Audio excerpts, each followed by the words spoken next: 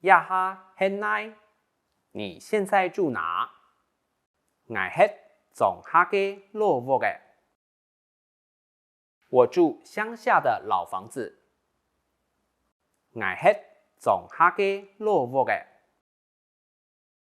我住乡下的老房子。Ngài hết dòng ha ke lô vô gẹ。我住乡下的老房子。呀哈，hiện nay，你现在住哪？Ngài hết lô kể kế phiền。Lời thắng ha nằm si yên khióng. Ngài hết lô cái kế phiền. Ngài hết lô cái kế phiền. 我住老街那边。Ngài hết lô kể kế phiền. Lời thắng ha nằm si yên khióng. Ngài hết lô cái kế phiền. Ngài hết lô cái kế phiền. 我住老街那边。Ngài hết lô kể kế phiền.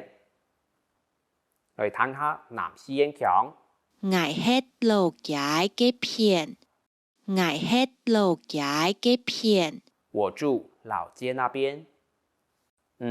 呀哈，hiện nay，你现在住哪？Ngài hết kể hong.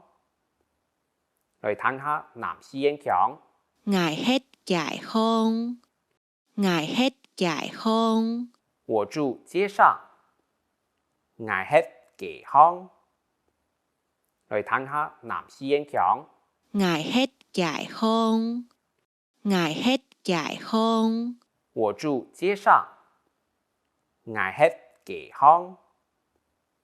Lời thắng ha nằm si yên khióng. Ngài hết giải hôn. Ngài hết giải hôn. 我住街上。